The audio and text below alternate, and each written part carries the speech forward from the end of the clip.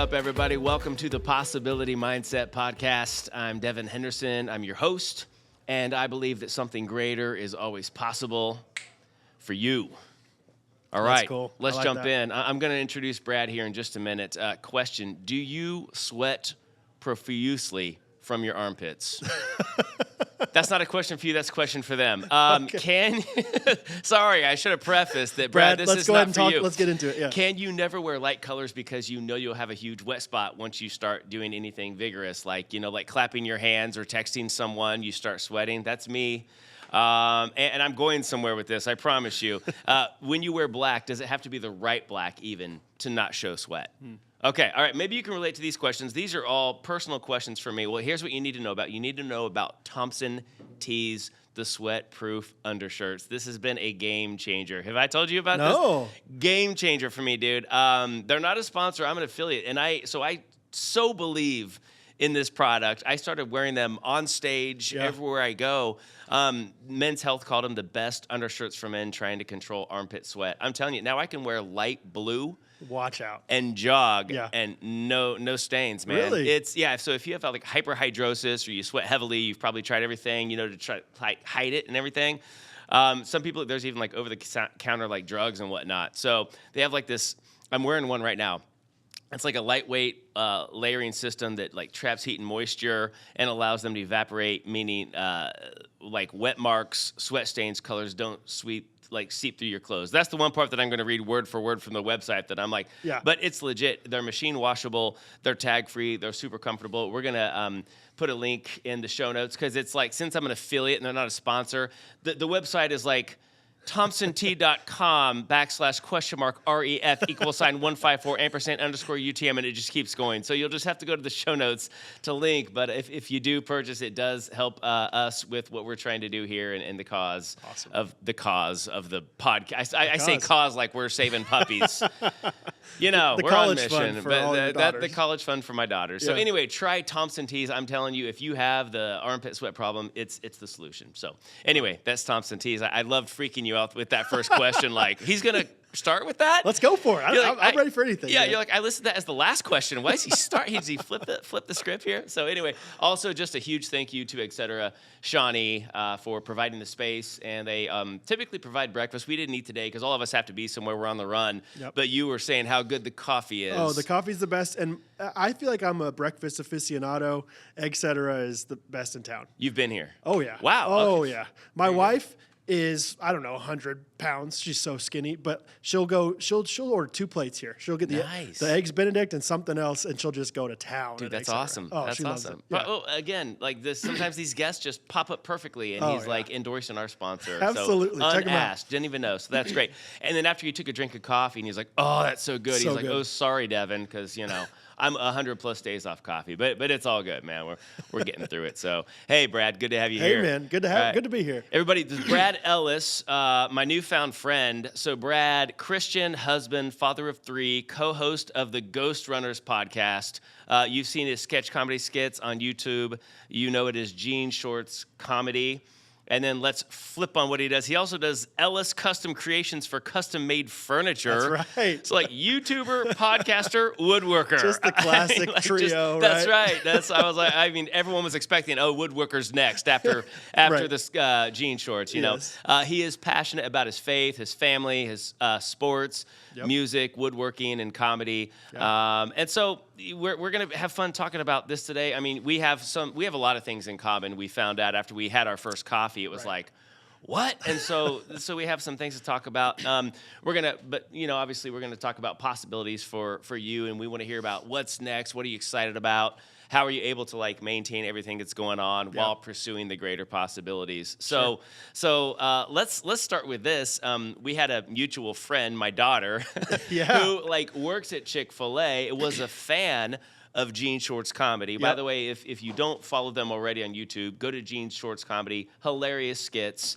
And then also the Ghostrunners Podcast. Yep. So you guys really have it going on. I mean, you have retreats and stuff for your podcast fans. People fly in. Right. And in fact, you even have some upcoming Yes. event this summer, like at a resort or something where people are coming. Yeah. Or, beach house. Resort is generous for it. Yeah, No, we basically, we're hosting a vacation for our fans. That's awesome. Yeah, it's like basically we found the biggest beach house we could find, biggest, nicest beach house in Gulf Shores, Alabama. And there's like, I think we're doing 2 different sessions, but there's going to be like 70 people total coming. Wow. Yeah, to have fun and just vacation with us on the beach. Man, is it sold out yet? It's not quite sold out, so there come you on go. out. There you go. I don't know when this is coming out in like maybe a month, so I don't know. When is the retreat? It'll be the end of April. April into May. So Okay. April 27th through the 4th of May. Okay. So it may be too late at this point to get tickets by the time you're hearing That'd this. be incredible. But go try it. Where could they get tickets if they... Ghostrunners.life is our website because Okay. .com was taken by some other people, who knows. But Ghostrunners is life, so Okay. Ghostrunners.life. All right, man. There it is. Yeah, All right. We'll link to that, too, in the show notes. So appreciate that. Okay, so Claire, my daughter, was already a fan of yours. Oh, yeah. Was working in Chick-fil-A.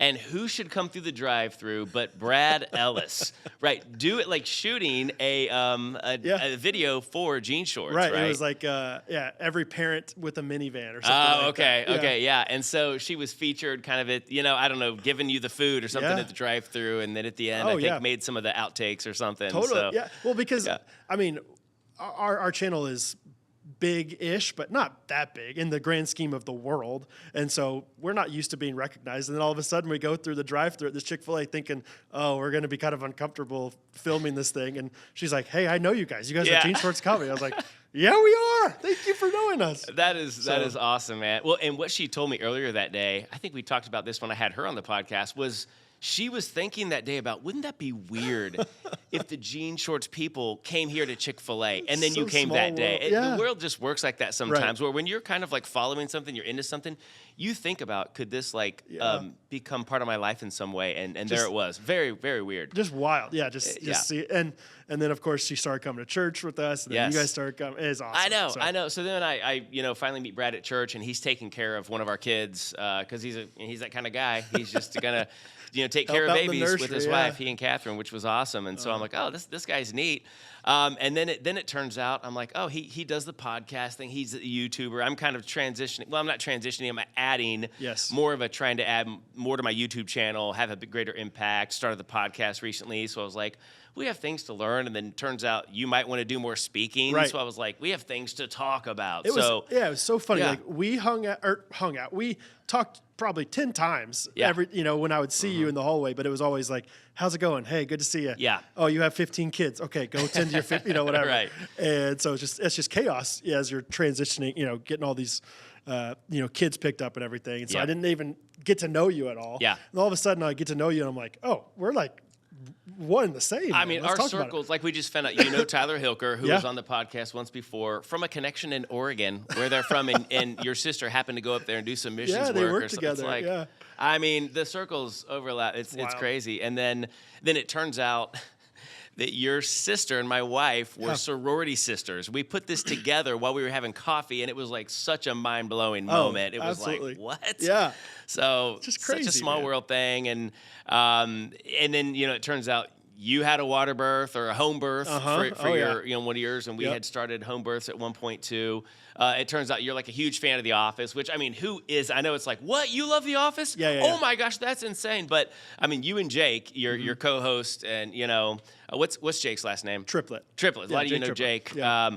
It's crazy. You guys are fans of The Office. I don't know if you're like me, but I will drop Office quotes around people who have no idea what I'm talking about. I'll be like, I'll be back. I am back. And they're just kind of like, what? But I'm just kind of like, I am right, back. right, yeah. And I mean, Lynn and I have so many, just all the time, quotes from The Office. So I really appreciated that about you and Jake, that's like one of your things. I want there to be like an Office fan quiz that like sets your status as far as how deep of an Office fan. Because I think everyone's a fan of The Office, quote unquote. Right. But I feel like I'm like really deep into it. Like uber fan. Yeah. All right. And it was like I liked them.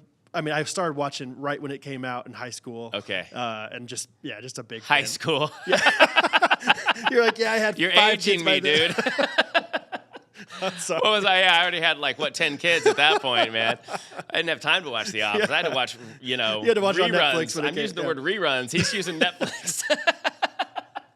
You're like, what's a rerun? Yeah, exactly. Name that movie. What's a rerun? Yeah, what the heck is a rerun? I don't know. Yeah, it was Back to the Future. Oh, shoot. Yeah, it's all right, man. I've only seen that like twice in my life. See, that used to be my favorite movie, so I was just obsessed. But that was back in my day. I mean, that came out way before you were born. I remember back when we went and saw the pictures Friday night. The picture show. My dad called him the picture show. Oh, man, that's great, dude. So we had, The Office, and then, so then you had this water birth thing. Yeah, was it a water birth or just a home birth? Technically, it was not a water birth. Okay. I mean, you can listen to the whole story on Ghostrunners Podcast, but I mean, episode 4,562. Yeah, I think it's called like the craziest birth story of all time. Is the name of the episode. But I mean, the long story short, the tub that you're supposed to have this delivery in or whatever, have it as an option, was leaking out all over my brand new hardwood floors. And so as my wife is in like excruciating labor, battling through it, I'm like literally bailing water out of my house, out into the backyard from this tub that's just getting all over my, $1,000 hardwood floors. Did you lay these floors? No, I didn't. Okay, I hired somebody to do it. I've learned that if I can hire somebody with house projects, just don't cause the stress. So anyway, but just, yeah. And so, of course, I was like frustrated, but I'm like, this is not the real thing that's crazy and stressful right now. Right. But in my head, I'm like, hey, this is a problem. We got to do something about it. And my wife, you're talking about the birth wasn't the big problem. It was the floors that was. Come on. The water is going to mess up the wood here. Yeah. If you could just put a hold on that and help me bail some water. Yeah, do you mind just helping out? You're just going to lay there? Grab a bucket. Come on. So, oh, man, dude, that's rough. It's a long story, but long story short is that happened, and then the midwife is supposed to get there and help out. She didn't get there in time. And so literally for the birth? Yeah, I caught the baby. No way. It was wild. Okay, your story's better than mine because we have. Really? I used to do a comedy bit about our first water birth and thought it was pretty good. But wow, dude, that's insane. It was something to behold. I mean, it was one of those like, God is real. This is wild. This is, a miracle. I don't know. And before that was our third child. And before that, the other two babies, I was so nervous about anything birth related. Like they're like, "Do you want to cut the cord?" And I'm like, no, thank you. I'm not. Oh, I have to be in the house. What if I mess up on Oh, I know. And this time they were like, "Do you want to cut the cord?" I was like, "Give me those. I'll do anything you want me to do." At this point, I'm just an MD. Okay, so I have to know just because I know the details of. Not that I'm going to get, but the baby comes out. I've always worried about when to cut the umbilical cord, when to tie it off. Did you just then hold the baby and wait till the midwife got there to do all that other stuff? How long did the midwife get there after the birth? It's up for speculation. Catherine, my wife, who doesn't have a watch on her, thinks it was like 30 seconds. Okay. To me, I think it was 7 minutes. Okay. It felt very fast. What's the midwife say? She was just, so we like FaceTime the midwife as she's like going 90 miles an hour down the road. And to be fair to the midwife, my wife was like so considerate and so like kind, like, yeah, it's okay. I don't think I'm that far into labor yet. Because there's so many false alarms. You hate putting them through that. Totally. Yeah, and this midwife had another appointment down south, and we're up northern Johnson County, whatever, like 30 minutes away. Yeah, rich part of town. Yeah, we're doing just fine. No. Yeah, in our 3-bed, 2-bath, but so she's like FaceTiming me going very fast down the highway, and so. Which I can't imagine what that FaceTime would look like to her. Oh, right. And the people driving next to her like, what is, mommy? I don't think you're allowed to look at that. Yeah. So, no, but how long did the midwife, you said 7 minutes. I think it was 7 minutes or so. But the midwife thought what? Did she have a time too? I don't know. Okay. I don't know if it was we should ask her about it. Yeah, you should ask her. Yeah, I'm next curious. time. But like, she got there. Yeah. To answer your question, though, it was just we just held that thing and just put her close to mom and just waited, just like don't screw anything up, like just sit here. So it was a wild time. I have not heard this story. There's more to it. But I want to hear it, and I want to go listen to it because between the water and the midwife not being there, I'm like, what is that? Just the tip of the iceberg? Then? There's okay. I won't make you get into it now, but the inside joke for it is they call it Puddle City with all the water. Are the floors okay? The floors are okay. If I pointed out, you'd notice it a little. I'd see it. But not terrible. Okay. I mean, but if you like kind of run your feet across it, you'd be like, oh yeah, it's not quite as smooth as the rest of the floor. Yeah. But do you ever like rub it in with your wife? Oh, man, this little spot. You know, did you ever call honestly, it out in an argument? I was hoping to have some kind of a discount from this midwife place. I was like, right. Listen, you gave me a faulty tub and you didn't get there on time. Yeah. Like, we spent money on this, whatever, but they did a great job on everything. So ultimately, it comes down to, in a situation like that, I'm like, man, if everything turned out healthy, I'll pay whatever money. I need, 100%. The fact that it went okay, 100%. It's like you don't even care after that. And so. I was so anti all that stuff. I was like, go to the hospital for every single thing ever. And now I've definitely shifted my mindset of like, hey, there's so many benefits to the home birth thing. Yeah. So, For sure. But for the longest time, I was like, that is the weirdest thing anybody could ever do. I know. We're never doing that. Yes. I think I told my wife that we're never doing that. I've said that about so many things in my life, and look at me now. I'm just doing all these weird things. Exactly. Reevaluate. Yeah. So. Well, man, as much as I would love to just back up and find out about Brad from just kindergarten on, we don't have time for that today. But man, I was telling Lynn, I told her I was like, man, I feel like I could have Brad on here all day, and Come just, on. With Next as much time. as we have in common and as cool as you are. But tell me about the woodworking business. How'd you get started in that? Yeah. What's that like? So I got started literally right when we got married. I had like 13 days before my real job. Like I got married right out of high school. I'm not that wild. Right out of college.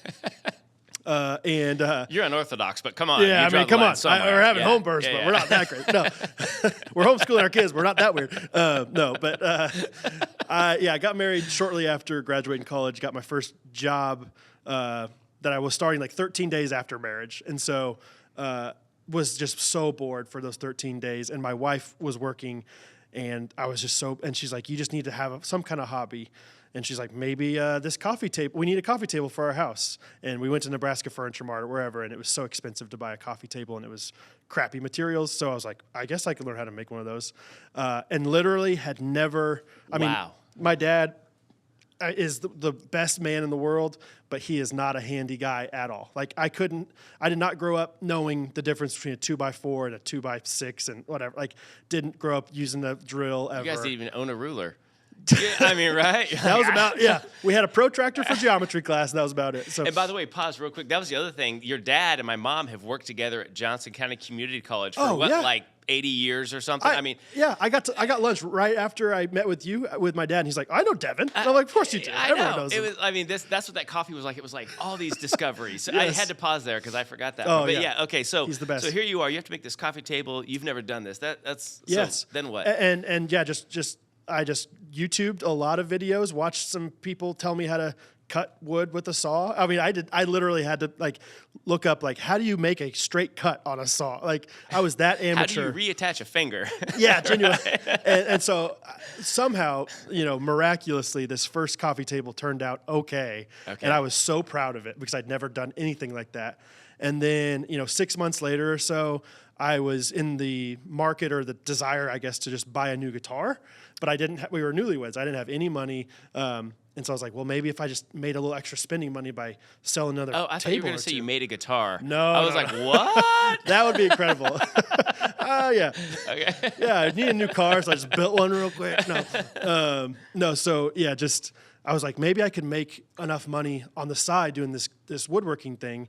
And so I remember the first coffee table I ever sold, I think I made like $40. And I felt like a king. Sure, I was like, I can't believe I just made $40 doing something very fun. I think that's more money than I've profited from this podcast at all of today. Yeah. Exactly. Zach's like, what? Yeah. Who am I working for? Yeah.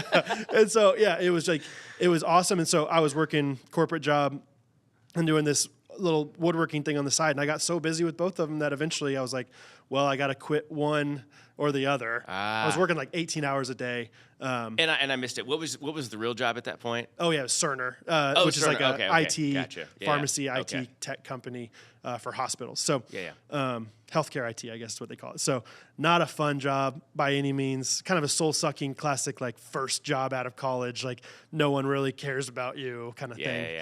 But yeah, did it and was fine. Didn't hate it, but it was not fulfilling to me like this woodworking thing was. And so, quit about 2 years into working at Cerner, and I've been doing that woodworking thing now like almost 8 years. So wow. yeah, That's what. And it's funny. It wasn't like a dream. It was like, you know what I No. mean? From a kid, it was like your wife was like, Right. this needs to be done. Yeah. And boom. Well, like, and it was always, I always had like, I think desires growing up to be an entrepreneur of something. I always liked sales. I liked the idea of like somehow being persuasive or selling things to people and enjoying that aspect of business. But I never wanted to just do sales for something I didn't care about. Like I never Sure. wanted to, like I remember I interviewed for a job at a freight company. I was Okay. like, you would sell freight. And I'm like, I don't even know what freight is. I'm not passionate about freight, you know? Whereas like tables and stuff, like tables to me represent, you know, turning a house into a home. I grew up around the dinner table with my family. Okay. You know, we would tell the best stories, have great memories, have great, you know, whatever, Bible studies, game nights, all these different things with friends. And so to me, I'm like, if I can build things that can cultivate a deeper meaning than just a beautiful piece of furniture, that's what I get excited about. So I love that. That's the whole why. I mean, that's what Exactly. everyone's searching out. Why am I doing this? Right. You know, it's Right. so important. It's like, what else is possible? You Yes. know, selling freight, yeah, but what's possible if I like am passionate about what I do and I'm transforming lives, Right. cultivating values for other people that I have found value in myself growing Yeah. up. So I love how that really became a passion. That's cool. Because people care about the wood and the way it looks to an Yeah. extent, but really people care about what can I get out of this Yeah. thing? What Yeah. are the benefits? Who cares about how you join the wood together and what finish you use? Some people might, like some Yeah. dorky like woodworking guys like me would like Yeah. that, but most of the people are like, I just want a beautiful table for my family to grow around kind of Yeah. thing. So Yeah. anyway. That's what you're making me think of is I've been like putting some new illusions, magic tricks into my keynote. And so Okay. whenever I do that, I have like a magic friend that I jam with, and we care about all the behind the scenes Yes. aspects of magic, and like we geek out about it. And we're like, this is cool, this Right. is awesome, and it's part of what you do, but the audience just sees the result. Yeah, the It's end kind of like product. with you, like Right. what, you know, a lot of people don't know how do you glue wood together and how long Yes. that takes, but it's like this is a beautiful table, Right. And you're kind of like, man, you enjoy the behind the scenes aspect of that. There's Totally. something fun about it. Yes, So, that's cool. It is fun to worry about those things, but at the end of the day, if it doesn't work as a functional table, who cares how you put it together? You know, Yeah. if the trick doesn't awe somebody, who cares how what you did to get there or whatever. Yeah. So just curious now, before we move on to all things podcasting Yeah. and everything else you do, what does the woodworking business look like today? Is Yeah. it just Kansas City? Do you ship things? Do you Well- go to their home and measure like table space? What's that look like? Yes to all of the above. Yeah. Okay, So all I right. mean, because of the podcast, we've had people obviously listening to us from all over the place. I talk about my woodworking business on there and the stories that I have from that, and so mainly because of the podcast, I've started selling all over the United States, but I prefer to do it locally just because then I can go to their house, measure and everything. But I'll ship it out. I've shipped it to probably 25 different states at this Wow. point. Yeah, so which is always a little bit nerve wracking because if it gets shipped and they don't like something, or the people that ship it mess up, it's like, I don't know what to tell you. I have to hire somebody Right. out there or something. So, Oh man. but yeah, mainly local, but I'll do anything and everything. So. Okay, that's why. And so yeah. everything from custom tables to chairs to shelving Yep. to you name it. Yeah, I obviously, like I said, kind of prefer the dining table, aspect of all this stuff, but I'll build almost anything. I don't That's love your- cabinets. People ask me about cabinets, and I'm like, I'm not gonna do cabinets. I don't want to like install into somebody's house. Okay. I don't know. I'm not there yet. I'm Yeah. not comfortable with that. But the dining room table is kind of like your niche. That's That's my what favorite you're- thing. Yeah, okay. that's the thing I get most pumped about because then I can meet these families who then, like, for example, Zack is friends with Oliver, one of his best friends. Oliver's dad is ordering a table, biggest table I think I'll ever make. I mean, it's 13, 14 feet long. I mean, going to hold 20 people on it. Wow. Because they're just like, we like to host people. We like to have that as many people as we can around this table. So that I get excited about that kind of thing more than I get excited about.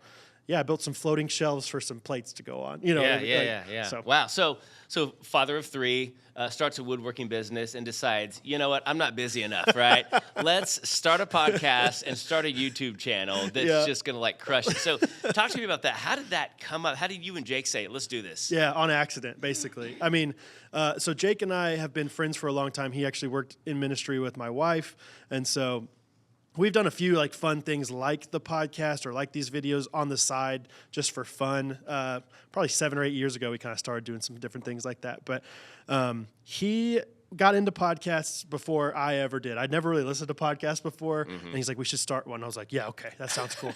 Why not? I'll do whatever you want me to do, man. But that's what you do when someone's your best friend. You just say, hey, as long as we're doing it together. Yeah, let's have fun with it. And that's what it was just like, let's just spend time recording our conversations. It wasn't like this, this is going to be this magic formula that we're going to make money from. And so were you not even thinking money? No. Monetizing at all? I don't know if I was thinking, period. Like, I don't know. Honestly, I don't know if I had any aspirations for this thing initially. I think, I will say, so Jake took like a year to live in Dallas and worked for this YouTuber. Jugglin' Josh was his name. Okay. Fun guy.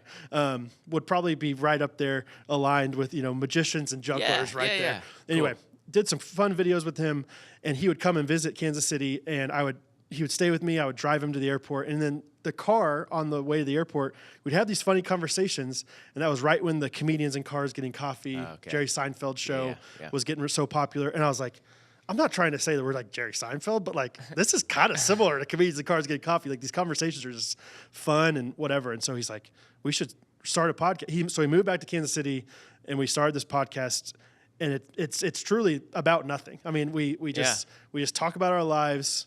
I mean, that's what it's about, is our lives. It's not about, like, we're not interviewing people to make them better in leadership or in life or anything. We're just talking about our lives. Well, it's one of those podcasts that I love where, like, not that it puts me to sleep, but if I'm going to sleep, it's not going to make me, like emotionally charged around politics or news or current events. It's kind of like just fun so that you can, like, relax, and it's an enjoyable listen. Or even on a road trip, I'll be like, I just feel like chilling with Brad and Jake. Let's kind of turn your brain off a little bit and exactly. just have some fun. Yeah. I mean, we keep it clean. Maybe every once in a while we'll have an innuendo in there because Jake just got married or something. But like, I mean, it's okay to listen to it in front of your kids. You know, like we keep it clean. We're very positive. And at first it was kind of just, that's who we are. And then we realized the more that we've got feedback from people, they don't care as much about how funny we are. I mean, they like that aspect of it, but I think they really just enjoy listening to two guys who are positive, who talk highly about their wives. You know, like as crazy as that sounds, these days, it's less and less common to find people that are just enjoying life and not complaining about everything and whatever. So it's been a fun journey to see how it's progressed and how we've got fans. It's weird. It's crazy, man. It's the part that I'm trying to more just like think, okay, I have an impact from the stage. How can I impact a bigger, following online? Because I feel like the message is something that gives people hope. So it's like, okay, so I'm kind of watching you guys saying, how do I take what I'm doing and turn it into more of that, where I can just reach more, you can just reach more people, so just curious, what year did you start the podcast, and why did you call it Ghostrunners? Lynn asked me that the other day. She goes, what is this Ghostrunners thing? I was like, I don't know what that means. I think if you asked Jake, he would say, we should have called it anything but Ghostrunners. I loved the Ghostrunners name personally, but we started in 2019. So when I only had one kid at that time, so I wasn't that crazy to add one more thing. Started in 2019, and we call it Ghostrunners because we were like, what should we name this podcast? And I said, as a kid, I don't know about you, but I always wanted to have a band growing up. I always wanted a band, like to be in a band. And my favorite band growing up was Death Cab for Cutie. And they nicknamed Death Cab for Cutie Death Cab. And so I was like, I want my band to be called Ghostrunner on Second, which is like, the wiffle ball term, or when you don't have enough people to run the bases and bat, you're like, all right, Ghostrunner on Second. And I want people to nickname us Ghostrunner. And so I was like, what if we just name our podcast Ghostrunners?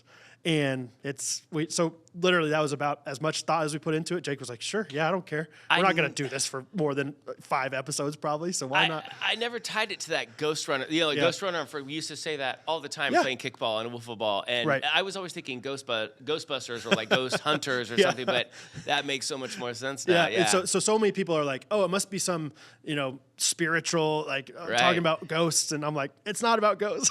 And that's why Jake doesn't like it. He's like, I see. Whereas I still like it because it's so different and memorable. That's and people the thing. Are not it's so catchy. And I mean, marketing people will try to always talk in theory about, well, here's why you should. Man, if it's working, it's working. If you hear Ghostrunners once, and you're not going to forget Ghostrunners. Yeah. So then also Jean Shorts. Was that guy? I mean, it makes me think of Arrested Development. But is that, or was it something else? That was another. Yeah, just super random. Jake had for a while done different like videos where he just wore jean shorts in his videos. Like he would go off of a ramp at a water park wearing jean shorts and doing all these goofy things. And I thought it was like it's one of those things where you're just going to remember jean shorts. It kind of had a little bit of a second meaning behind the shorts aspect of YouTube shorts or whatever, but. We threw around a few different ideas. One of them that I liked that we didn't end up doing was rectangle pizza. Because do you remember? Oh, yes. With corn. Yeah. Like the old school lunch rectangle pizza. Or we talked about good pizza. Funny. Just super nonsensical. Yeah. I don't know why they call it rectangle pizza, but it's funny. And they're going to remember it. So went with jean shorts.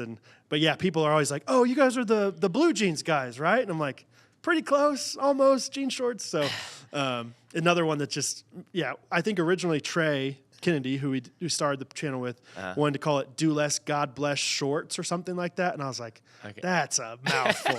Let's just call it jean shorts, man. Yeah. What you said made me look. I looked up a comedian. I think he was from here in Kansas City. No, Charlotte, North Carolina. Mike Speenberg.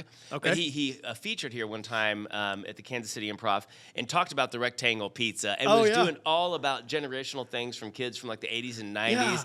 He was talking about who would roll up their corn in their rectangle pizza. Look him up, Mike Speenberg. It was Make it like a little burrito. Yes, he talked about rat tails. He talked about big wheels, and once you start, it loses the traction, and it doesn't. And he was just like, it reminded me of all that. That's amazing. Yeah, he's awesome. And that's kind of my mindset is like eliciting some kind of nostalgia behind Ghostrunner on second. You just said like, oh, we used to say that all the time.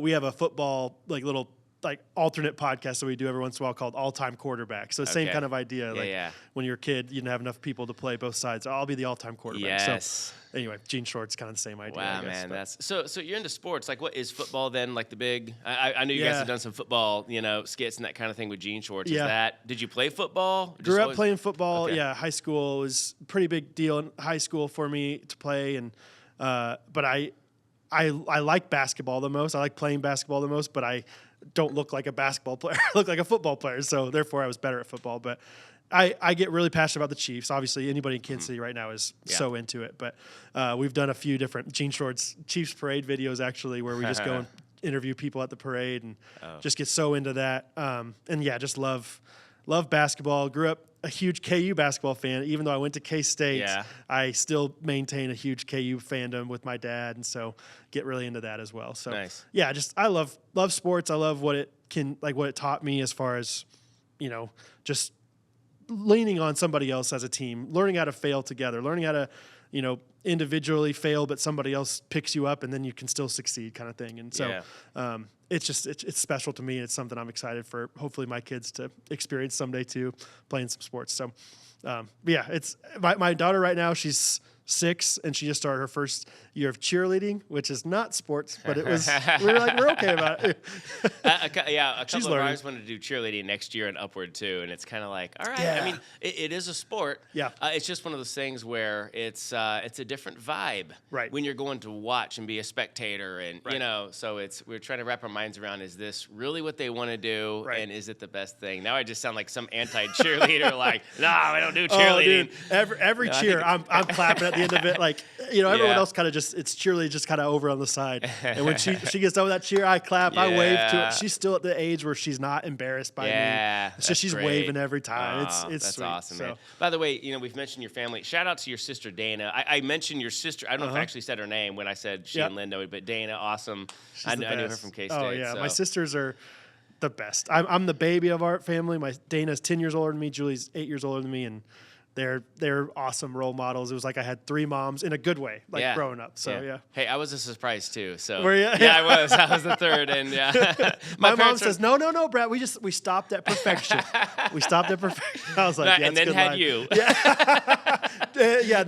Julie was great, and then we had no, that's fine. Well, my dad was older. He was like 49 when I was born, and so he's I used to say he's always like, you were surprised. I was like, so were you, Gramps. I was not expecting 49. I know, wow. Man. So, oh, brother. Anyway, okay. So, I mean, when I look at your life, and I'm sure when a lot of people look at your life, they're like, well, what else is possible? Things are already going so great. But when you have a possibility mindset, I mean, you're young, you know, and you're still thinking like, what else could I do? Well, what else is possible at this point, even though things are going well? Right. So what else is possible for you at this point, Brad, concerning, career, how to support your family moving forward? What's this look like right now for you? Yeah, I mean, I think as I'm getting further into life, I'm 33. I'm wise at this point, Devin. No, but the more and more I get into family life, the more I become a dad, the more passionate I am about family, about like what it means to be a good dad. I think we have a huge fatherhood problem in America. I think dads are not good a lot, or a lot of the things that are issues in America come back to dads not being great. And so I get more and more passionate about being a strong family man, teaching other people what it looks like to be a better family man, what we can do better in that regard. And then obviously marriage as well, because I think there's a lot of single moms because the dads aren't there, and how big of a deal that is. So I think in my head, I'm like, that's what I'm excited to talk to you and get to know you more about, is like the speaking aspect of things. I would love to obviously make people laugh, but at the end of the day, I also want to make people, think differently and view this world differently and find your identity in something deeper than just whatever, your job or whatever. So, because I think as men, we have a responsibility, as godly men especially, we have a responsibility to be great dads, to cultivate the next generation of leaders, and so I get excited thinking about that. And so I think maybe someday down the line I'll be doing speaking of some sort. If not that, then some kind of video speaking or whatever. Maybe a different podcast that's more centered around that. I don't know. We'll see. But right now it's just an interesting, let's just see what God gives us and see how we want to pivot, along the way. Because obviously I didn't ever think I was going to be a woodworker. And then from there, I didn't think I was going to stop doing a lot of woodworking to do more podcasting and video stuff. And so it's just a matter of, how do I continue to see what is in front of me, continue to see the opportunities, and try to lean into those as best I can. So. Yeah. So from what you're seeing, what could dads be doing better? Like, what would it take to be like, okay, now we've got it going. The dads are doing their job. What would that look like? I mean, I think just intentionality, and just being there. I think that's that's so simple, but it's something that I think we're becoming less and less present, whether it's physically or it's literally like you're looking at a screen the entire time you're with your child. Right. I mean, I'm guilty of that all the time, where I'm just like, they're going to grow up. I mean, my kids are growing up in a culture where they've never seen me not looking at my screen every single day in front of them, and so I think so often it's especially as a young parent, it's how do I get through the day rather than how do I win the day with my kid? How do I just get to bedtime? And then I don't know. I feel like you probably resonate with this, maybe not, with as many kids as you have, but like so often it's like, how do we get to bedtime? How do we get to the time where it's just me and my wife? And then when it's you and your wife, you're like scrolling through your phone, looking at pictures of your kids. And it's like, I miss them. And it's like, well, then if you miss them so much in the moment or, afterwards, understand the moment. And so, I mean, I'm not perfect. I'm still learning so much about all this stuff. But one of the things I'm intentional with is we call it Dadurdays on Saturday mornings, just taking the kids out to breakfast, just me and them. And right now, I mean, my oldest daughter, she's 6 years old. And so we're not having like deep conversations, but we have these like conversation starter questions. We call them uncommon questions. We've got this like box of like this deck of cards. And usually I try to like pick out a few like pretty simple ones, like how do you describe yourself, or what's your favorite movie? And then it's like get a little more of a deep one, like, what does it mean to follow Jesus or something like that. So, just trying to cultivate memories with them, trying to just be intentional, I think, is the main answer there. That's how my dad was. My dad, took me on trips, just him and me, him and I. Yeah. Whatever the both of you together. Yeah. Just me and my father. Yeah. So, I don't remember every conversation. I don't remember many conversations my dad had, but I remember the intent behind it. And it's impactful to me today. It makes me want to be a better man for my kids. So yeah. Do you have like hard and fast rules for your phone and like, because I don't, I'll be honest. Yeah. But sometimes I'm like, okay, 5 o'clock, it goes away. Yeah. But then it's like, well, what if I go on a random walk with 2 kids and I need my phone to be able to text Lynn and let her know, hey, we've left. Right. Don't worry about these 2 kids. I have them. Or I need to take this picture. Or you can always justify. I need to check where my 16-year-old is on Life 360. we can always justify it. I think someone told me it comes down to control. You just want to control everything in, I guess, an unhealthy way. I want to be able to know where everyone is, communicate perfectly. And it's like, if you're just willing to give up control, could you just leave the phone in a drawer and go out and play basketball and not feel like you need it with you? Right. You know? 100%. I think, I've tried. No, I don't even know if I've really truly tried. That's probably too extreme of a word. But I've had intentions of like, I'm going to turn my phone into a house phone where it just sits right here and it makes a noise if I need to get to it. Or I'm going to put my phone at 6 o'clock every night or 5 o'clock in this area and put it on airplane mode or something. Right. But I have not been intentional with that like I want to.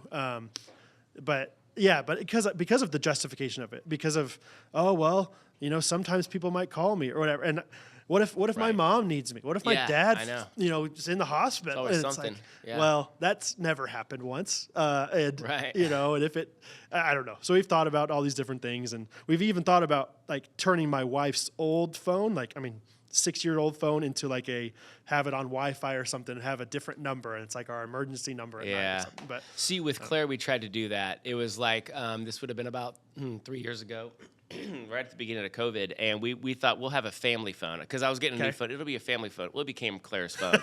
So it's really hard to create that community phone with now someone has claimed it. Yeah. So you can like all these. We've had so many intentions over the years. I'm not saying don't have intentions. Yeah. But it's like, it really does, like, the screens just, like, start to infiltrate, and then everybody wants it, and then it just finds its way. It just works its way slowly into the just the fabric of your home, and all of a sudden you're like, how did you get a phone? Because I had the number. I didn't put Claire. I put Henderson family just to remind me this is a family phone. Right. And it still says Henderson family like 3 years later. She's like, why does it still say Henderson? I was like, I'm holding out hope, man. It's a family phone. Well, growing up, we were, I was watching TV a lot. Like whatever. I played video games, but like now it's like the screens are getting smaller and smaller, and everyone's got their individualized screens, and that's what I think is the issue. Like we have Friday night movie night every week, and it's like a fun tradition that we do. But we all sit together, watch one screen. It's not that is different, than just everyone's getting on TikTok or whatever. Right. And, everyone's in their own room. Everyone's secluded. Now it's like, no, we're coming together to watch this, whatever. Yeah. So we get into that for a long time, but I'm sure because I'm scared of. Giving my kids a phone and what that's going to be like for them and all that stuff. So I'm sure you've learned lessons on that too. Oh yeah. Well, I'm excited for the next leg of your journey for your life, or what. I think mainly because like when we talked, we have so much in common with homeschooling and multiple children, and then you talked about possibly wanting to speak and speak in a humorous way that delivers a serious message. And so during coffee, I was like, man, that's kind of what I do. And I've the comedy has taken more and more of a back seat just because the message is the main thing, but there's a world of humorist speakers. And so I see someone like you just being a total natural, being able to just like, play with the crowd and all that, do the crowd work thing. And so that got me excited for you. And I noticed that Jake and Alex Demchek just came out with a speaker reel. Yeah. So I texted Alex. I was like, dude, killer reel. Right. And I didn't know Jake was also thinking about speaking. Yeah. I knew Alex was. I didn't know that they were conjoining to be a speaker. Alex Demchek, by the way, is the co-founder of Streamline Books. Will Severns is the other co-founder. They're writing my book. Anyway, just for some context for the listeners. But so Jake is doing it. I didn't. So are you and Jake? Do you talk about this a lot? Is it? Jake does like 20 things. So we don't. All right. Yeah, we don't. He's starting a business with Alex doing acai bowls, and so he's all over the place. That's right. You told me about that. So I don't think we scheme as much as we could if he were a little more like focused on one thing. He's got all these different things, and I want to make sure he's got time to do that. But we have talked about some. We're actually in the middle of April doing a church event, like a marriage event together, where we're kind of just double emceeing this marriage event where we'll show some videos, we'll do some stand-up comedy, kind of tandem, and do some games with the crowd and stuff. So we're excited about stuff like that. We've talked about like it'd be so fun to do more things for churches where the churches hire us out, or big events like that. And so I do think we have that desire to an extent, but we haven't talked about it in depth too much. Yeah. So, yeah. Yeah. So what, just in terms of, can you tell I'm fixated on the speaking aspect of it? Like, let's talk more about the thing that I love most, Let's say you had to get on stage right now. Yeah. It's like, oh, Brad, be funny for this 9 a.m. crowd who's like sleepy. Right. They're like no one's sitting at the front tables because, and they're kind of spread throughout the room. We need them to laugh. This is usually a really boring meeting.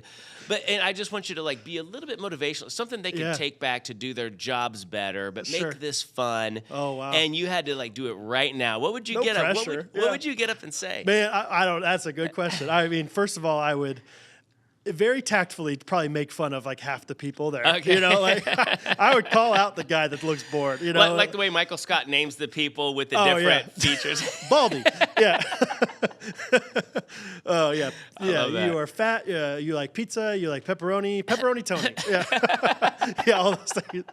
No, I think. Okay, you definitely took the cake on the Office fan. Like you're more of like a 9 or a 10. I'm kind of like I didn't know all the details of that bit. So I don't know if I nailed that or not. But it's like man. I love the idea of like, I mean, if you're in a corporate setting, Bob from Human Resources is kind of a wet blanket. So if I then like, I'm like, hey, what's up? What are you doing over here? Like, I don't know. I think in a very tactful way, don't like offend the guy, but like get onto him a little bit. I think other people would be like, that's pretty good. Bob is like that. He needs to, whatever. And I don't know how I would motivate him. That's a good question. I think maybe more just, I'm a big believer in expectations, like communicating expectations as much as you can. Okay. And so to me, that's the answer to so many issues in life, whether it's corporate, whether it's your marriage, whether it's your kids, like just being like, I didn't realize that's what you wanted from me. Like so often I feel like the conversation I have when I'm in tension with somebody. Like, I didn't know that's what you wanted. So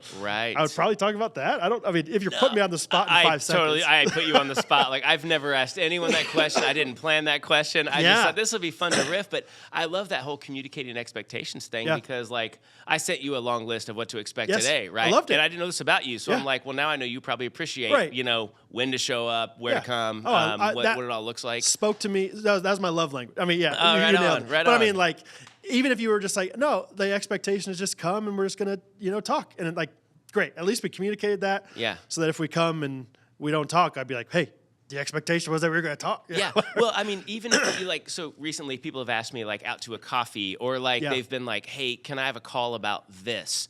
And it's like, can you just give me a little bit of a snippet of what because it's like, I need to make sure that I'm in the right state of mind and I have the right energy to talk about that thing. So if we're going to get coffee, I kind of want to know where that conversation is going so that once we get into it, I'm like, okay, this is why we're here. Right. Now I'm really focused. And now I know that I can kind of leave after this part of the conversation if I have to, rather than just like, what are we doing? Yeah. And in corporate America, I mean, holy cow, which is where you'd be speaking if you were, speaking a lot like, what do people want from you? Because that's huge, I think there is an answer, or there's a solution there. I think that is the answer to so many issues. So I don't know. I mean, that's off the top. I don't know if that's their big tension point in this community, whatever. But like to me, I'm like, it's never a bad thing to hear again. Like, hey, communicate better with people. Yeah. So. Well, and so I think about like one of the best things that I've seen speakers do over time. I know that I do this. Is I talk from a place of my experiences. Yeah. So I think with you, not that you asked for coaching on starting a speaking business today, but I'm like more excited about this than you are in terms of, come on, Brad, let's get a website going. Yeah, let's go. But I mean, just from your woodworking, like if you don't know the expectations 100%. And you just build a table and you get there and they're like, it's the wrong size, it's the wrong height, it's the wrong color. Oh, I didn't know it was going to be, I didn't know they were going to have those round edges. I wanted it to be straight. It's like, that was something that was very easy for me to ask the question for. Sure. And so I'm sure you have and I do too, like before an event, I have a customization questionnaire and a logistics questionnaire. When's the sound check? What kind of mics are we working with? Is there going to be a projection, live feed on the screen? I'm going to have all these things, what are the challenges been lately in your company? What have been the things that you've succeeded at? What are you trying to overcome? And without that, I'm just giving a cookie cutter speech that they're kind of like, that was fine and all, but that didn't really resonate with us, And if they don't answer those questions very well, you can at least say like, well, if you weren't completely satisfied, at least you didn't you didn't give me that much to go off. Yeah. Whereas like you can't expect too much if you're not communicating that well. Totally. And I always give them a second chance because not everyone likes to fill out forms. So they might just be like, I'm just the event planner, just fill in the blanks. And so we always have a focused phone call a couple of weeks before the event to be like, hey, thanks for filling out the answers, but can we go a little bit deeper just to make sure? Because sometimes the person at the the top, maybe the CEO, wasn't part of the planning process, and they're like, they could be like, we missed the mark. We didn't, because I want to make that event planner look like a rock star for hiring me. So it's like, how can we make you look good so that it's a win-win all the way around, So that whole, I love that expectations thing. I think you got something there. I think just off the top of your head is like, sometimes it's like, just trust your gut instinct. Just go with it, man. So Let's go. Marriott courtroom, ballroom seat. That's right. I'm ready for it. Let's go. That's my life, man. Give me the DoubleTree right now. I'm ready to go. I just spoke of the DoubleTree.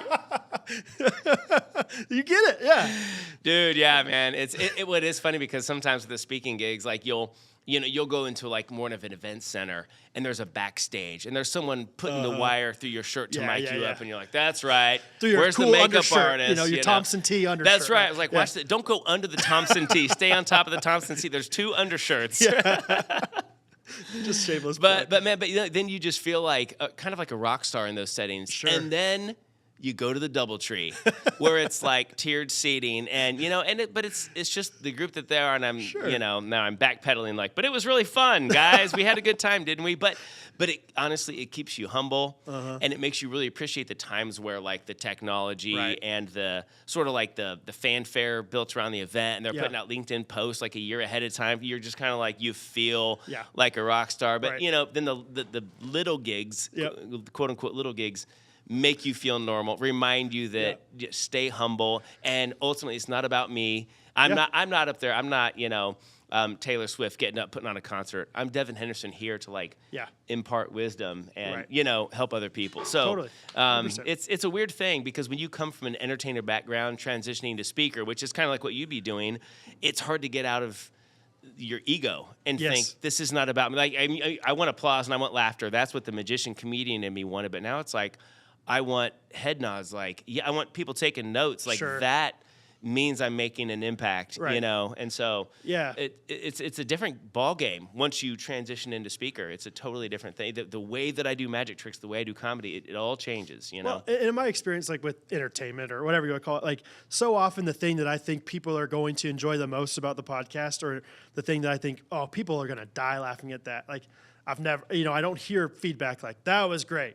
And then I hear feedback about like, oh, I remember that one time you said that one line, or, oh, that one thing you said about parenting. And I'm like, that's what, and so it's very humbling in that way of like, I think I know what's funny. I think I know what's most entertaining, but it's like, hey, humble yourself and just trust that however, the Lord's going to use you. That's great. Like, like, I don't know if they're going to take this thing away or they're going to take that away, or what this podcast is going to mean to somebody. But even if it's just a one-line, quick little thing, like, great, that's it. And I thought I was going to provide all this value or all this entertainment, but really it's just that one thing. Yeah, man. Yeah. So. I mean, and it's just fun to get creative with all of the talents and gifts you have. And so I'm curious. I want to jump back into the YouTube thing real quick.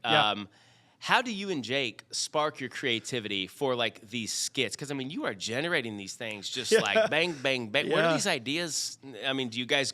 Let's go for a walk in the park. That's what does it for us, or I mean, it's a lot of times it's just riffing off each other. Sometimes it's because of the podcast. Like we did a video recently, just a little like one-off video about IT problems where you try to call the IT guy and really you just need to unplug it and plug it back in, but the guy's like trying to make it way more complicated than it is or something. But for the most part, it's just like, hey, I kind of have, I don't know if this is a whole idea, but what do you think about, I don't know, like guys who like to ride their bicycle? It's like, yeah, let's riff off that for a little bit. And every once in a while, we can kind of both tell like, yeah, this isn't good enough for a video. Sometimes it's like, no, this is perfect. Like we're laughing at each other. That means it's probably pretty good, so, but for the most part, it's just a lot of real life experiences. Like one video that we've had that I feel like our most successful videos are the ones that are hit closest to home for us. Like we literally did one that was 1 month of marriage versus 10 years of marriage, which is literally our lives. I mean, Jake got married, in May, and I've been married for 10 years. And so it's just the juxtaposition of, oh yeah, we go out every night for date, or our weekends are farmer's market and, walking to the coffee shop. And I'm like, our weekend started at 4 a.m. They don't know it's the weekend, whatever, all these different like kind of fun things. So, there's not like I don't think either of us are like, this is our process. This is how we do it. It just feels like, I think we're both, I mean, in the most humble way possible, I think we're both naturally gifted at things like this. And so it's not that hard for us to try to figure out some kind of angle for almost anything. So it can be like, hey, we want to do a video about cyclists. Okay, let's make a video about cyclists and try to make it funny. Like even though that's not always a funny thing, it's like we can turn it into something funny kind of thing. So well, all those videos, all the ones I've watched are just super relatable. That's what's so funny about it. When you're watching a comedian and people are like, "Oh, that's so true." Yes. I mean, when people all of a sudden can feel like, "Oh, I'm normal. I feel normal. This is hilarious." I can now laugh about all the things that have stressed me out because it happens to everyone. And so I'm normal. I'm going to be okay. They're okay. We're all okay.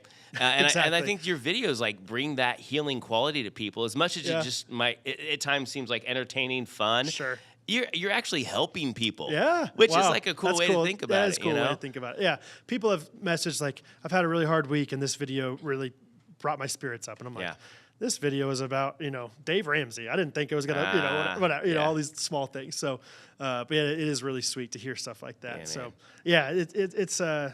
It's a fun life to have, fun thing to try to make people laugh. And the relatability thing is definitely something that we lean into a lot because it's hard to be like a funny character, but it's easier to be like, oh, my husband said that exact same thing 2 days ago. Right. Like, okay. I know when I kind of got into like a stand-up comedy phase where I was like, that's all I want to do. I want to quit speaking. And this was like, 6 or 7 years ago that I started that. It lasted for, 3 or 4 years, way too long.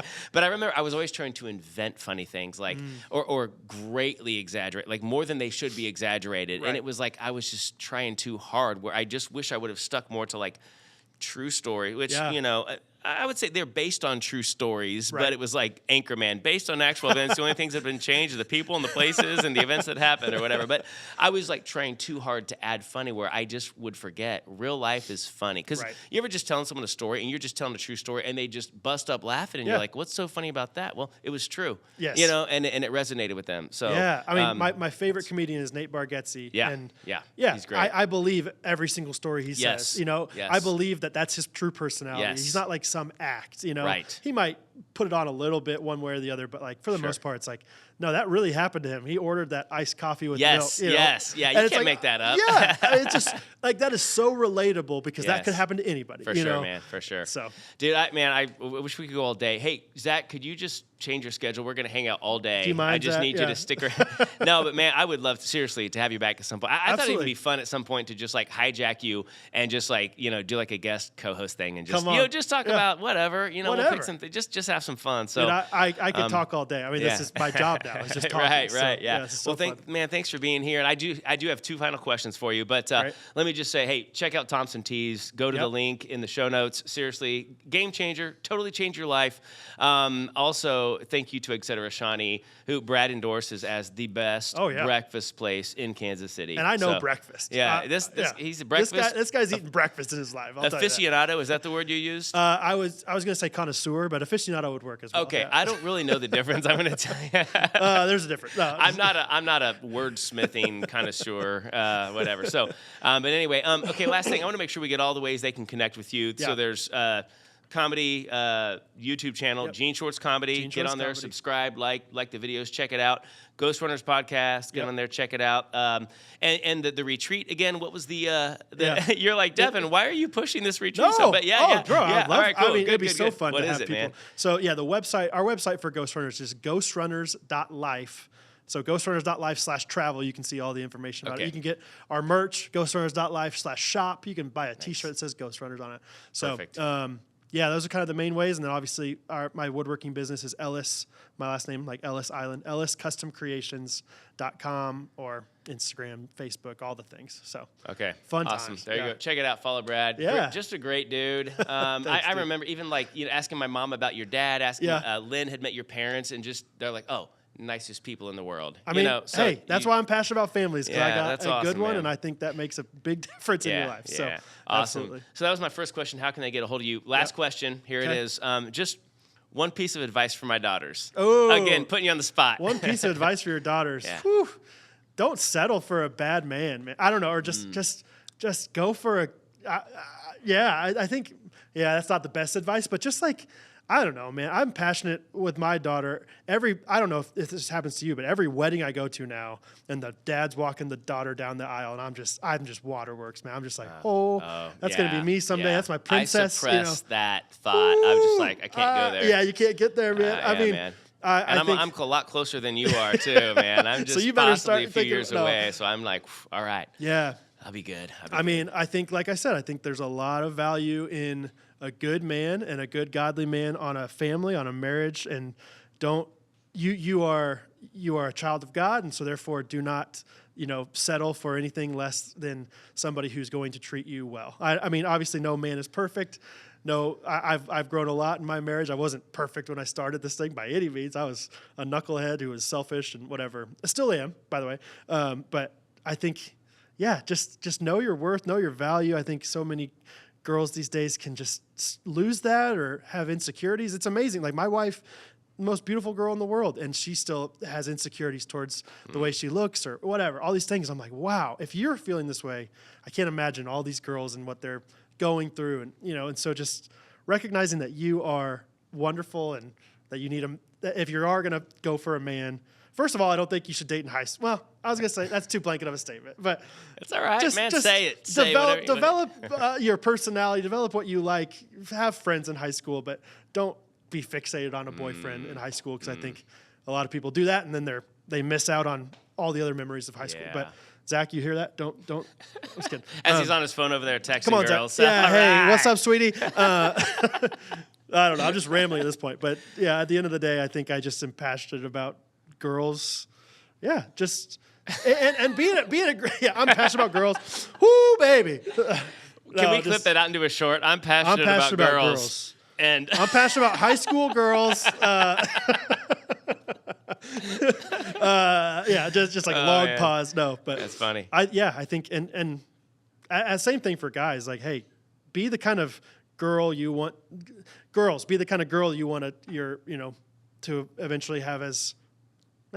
What's the word? Be the kind of girl that your dream guy should pursue someday, and vice versa. Be the kind of guy that would be worthy of your dream girl, kind of thing. Like, pursue the Lord, pursue humility and all that, but also understand that you are loved and you're valued.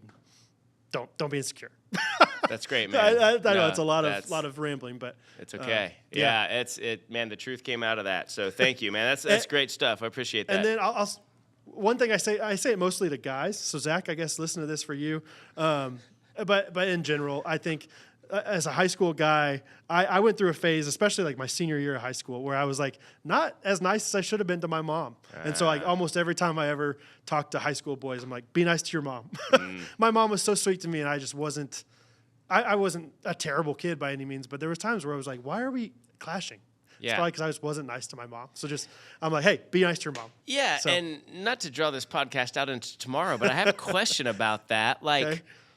Do you think, and I'm really asking, I'm not taking a stand on this, you just sparked a question in my mind. When we have friction with our parents, we're not nice to our mom, we're not nice to our dad, even our siblings or whatever it is that just part of the growth? Like, does that kind of have to happen for you to have that recognition and then the breakthrough to be like an incredible son today? Like, I don't know. Was that maybe necessary, or is it not necessary? At one point in my life, I had the belief, and I don't know, I'm still trying to learn. But as like a 21-year-old kid, I was like, there's something biological about like, hey, you're turning 17, 18 years old, and so you're having friction with your parents so that you can leave the house and make it a little bit easier, like just start chopping away at the umbilical cord now. You just understand, like, right? I'm about to leave the house. But then again, I'm like, I think a successful family is not you leave the house and you never see me again kind of family. The successful family, it's not like Claire has to, move out for 3 years and then move back in with you for 10 years. That's not the goal necessarily. Right. But like to have like, generational, multi-generational, success in your family is not one that's like, okay, 18 years old, you're out of here, and the biggest success of my life is that you moved 100 miles away, and I don't see you besides holidays. It's like, no, I think. So I don't know the answer to that, but I think maybe to an extent, there's healthy friction of like, okay, you're growing up, you're becoming independent, but I'm your parent, so I'm not used to that yet. I don't know. You could answer that better than I could. Oh, man. Probably, well, so many possibilities with the way things could turn out in the end. So and thankfully, it's the Possibility Mindset Podcast. So we are exploring these possibilities. We don't have all the answers, but hey, man. But hey, thanks for being here. Appreciate it. Absolutely, man. We're going to leave our listeners thinking about the question, what else is possible? All right. So I'm going to say what else you say is possible, and then we're going to call it good. Let's go. Do you need that written down? No. Connoisseur. Connoisseur.